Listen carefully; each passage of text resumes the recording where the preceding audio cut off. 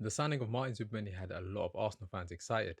There was this feeling that he'd bring much needed calmness on the ball, that control in midfield that Arsenal have been missing for quite some time. But it's been an up and down debut season for Zubimendi. He started off the season on fire. But there's been growing concern since the turn of the year regarding his level and his role in this Arsenal side. So, I want to take a closer look at his performances and find out if the criticisms are fair. Before he joined Arsenal, I made a video on Zubimendi in the summer, and one thing I picked up on then is that he isn't someone who dictates play from deep to a high level. He's not a Rodri or Jorginho type player in build-up. He's actually quite quirky in that he'll often wander off wherever he sees a mismatch in the pitch, even if it means completely vacating the middle of the park.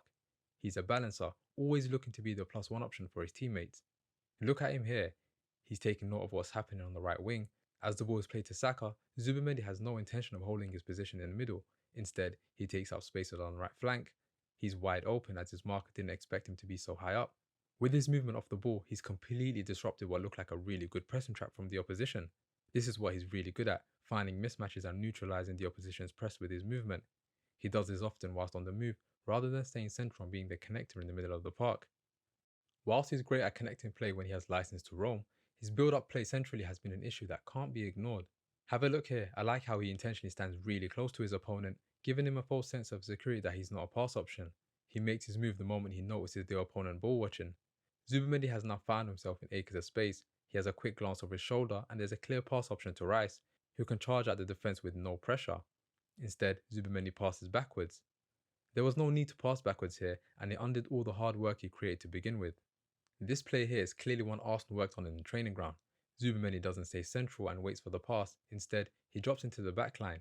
At the same time, watch how Odegaard drifts to the left, which gives Rice the cue to become a pass option centrally. It's a subtle but brilliant move, creating doubt to the opposition with gaps to exploit. Rice passes to Zubimendi, and he sets off for the 1-2. You can see Arteta on the sideline calling for the ball to be played here, but Zubimendi chooses to pass backwards. And now all of a sudden there's huge pressure on the centre-backs with minimal support. Zubimendi loses it in a dangerous area and he leads to a goal. Now you're probably wondering, if he does have good passing and reads the picture well often enough, why doesn't he take advantage on a regular basis? Is it because he doesn't see the picture quick enough? Or could it be the system encouraging recycling the ball over taking risk? In my opinion, it's not to do with the system, at least not for the midfielders. Arteta is known to prioritise not losing the ball and staying patient, but he has created an environment for the midfielders to make positive plays in possession. It's on them to recognise when and where to take advantage.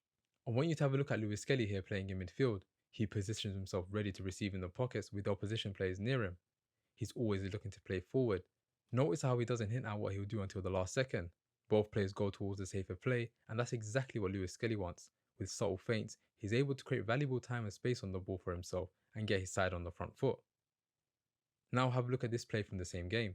Zubimendi is in the centre here, ready to receive between the lines. The pass is played into him, and he has a lot of time to receive and play forwards. Instead, he takes a touch facing his own goal and plays backwards under no pressure.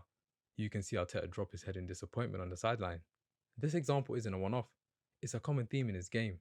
Zubimendi, especially in 2026, is clearly playing within himself. He's not starting games the past few weeks as a result, and his replacement has given Arsenal that much-needed injection going forward from midfield. I do sympathise with him a bit. Playing out from the back isn't his strong suit, and he's been given that role right from the beginning with not much support. Dictating play from deep is just not his game, at least not right now. With that being said, you're probably wondering, if he isn't showing bravery and skill on the ball, what's he good for then? There's been a lot of encouraging signs with Zubimendi in my opinion, especially in the final third. While his build-up play further back has been frustrating to watch, he comes alive higher up the pitch. It's a stark contrast to the player we see closer to his own goal. There's a lot more urgency and finesse in his game. His goal scoring has been very impressive, 6 goals in all comps, his highest ever in a single season. 5 of them have been in the league. And whilst those numbers may not pop out at first, they're more impressive when you apply context. Of his 5 league goals, 4 are considered match winners, which is the second highest amongst all Arsenal players. He's scored crucial goals, at times when Arsenal have found it difficult to break down the opposition. Have a look at this play here. It's 0-0 against a stubborn defence. The opposition team has every player camped in their defensive third. The wingers is doubled up on, and Zubimendi is free in the edge of the box. The oppositions are willing to let him have that space, and he makes them pay by drilling it low near post. Arsenal regularly come up against rigid low block teams. They usually leave Zubimendi and Rice open, and Zubimendi in particular is making them pay. He's able to change the entire dynamic of games by breaking the deadlock and forcing teams to open up. It's not just long range shots he's a threat with, he's also not shy to crash the box and score. You see it here, Zubimendi runs past his marker and heads for goal. The ball is laid to him, he shapes as if he's going to shoot first time. But look how well he sells the defender with a fake shot. He lets the ball roll across his body, and now there's another defender in front of him. I really like how composed he is in this situation. He fakes as if he's going to shoot again, and has his arm and leg out ready as if he's going to shoot, which forces the defender to overcommit. He then has the composure to pick out a corner and score. Zubimendi didn't come to Arsenal with a reputation for scoring goals, but he does seem to have a natural feel in and around the box, which can be improved on even more in my opinion. And it's not just the shooting, his passing in the final third has had me in awe at times this season. You see him at the edge of the box, the ball is laid off to him, look how crowded the penalty area is. There doesn't seem to be any obvious passing target. But watch the brilliance of Zubimendi on full display. With the outside of the boot, he plays a sensational pass over the top, bypassing the congested zone right on the money for his teammate. It's hard not to notice the confidence he displays in and around the box, and the swagger about him that's totally different to when he's in the middle and defensive third. This is probably my favourite player of his in an Arsenal shirt. He's found himself between the lines right in the edge of the box. He has a quick look over his shoulder to process what's around him. Look at how he prepares to receive the pass. There's pressure from behind and he knows it.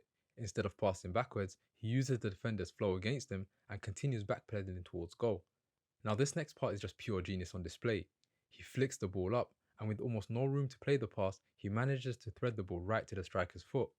From the moment he received the ball, not once did he check what was behind him, yet he knew exactly what was happening. When you see him in these areas, you start to wonder if it even makes sense having him operate as the deepest midfielder. He has so much to give on the offensive end, and he's looked way more dominant compared to his deep build-up role. Now there's been a lot of talk about the amount of minutes and distance he's covered this season, and some have said it might be why he's dropped off in recent weeks. But I don't really buy that. These build-up issues have been there from the start, and whilst he's played a lot of high-intensity games, his defensive work has been good throughout the season. In fact, it's probably been the most underrated part of his game. Have a look at these stats. I want you to guess which player is Rice and which one is Zubimendi. Have you made a guess? Player A is Martin Zubimendi. If you watched Arsenal this season and someone asked you who's done the dirty work in midfield, most will say Rice alone without hesitation, but his midfield partner has put in the hard yards too.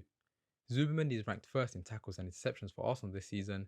At the time of recording, he's also 6th in the entire Premier League for total distance covered, which is the highest ranked at Arsenal. Now Rice deservedly gets praised for his ball winning, but he isn't doing it alone. Zubimendi goes about his business off the ball very quietly, and I think that's played a big part in him not getting much praise for the team's defensive level this season. So when you look at what he's brought to the team this season, are the criticisms because he hasn't been good enough, or is it because he isn't what you thought he'd be? He's not a specialist, though he ticks most boxes pretty well. I think we subconsciously attach Spanish midfielders to being build-up specialists, that controller who dictates everything from deep. But Zubimendi isn't really that. He's more all action, box to box. And I think he's being judged based on what people want him to be rather than what he is. There's definitely room for him to grow. He's hit a wall the second half of the season, I don't think anyone can question that. But he's also shown really positive signs, especially in the first half of the season. So, has he not been good enough? Or is he just not what you thought he'd be? Let me know what you think of Zubimendi's debut season at Arsenal and who you'd like me to analyse next. Until next time, peace.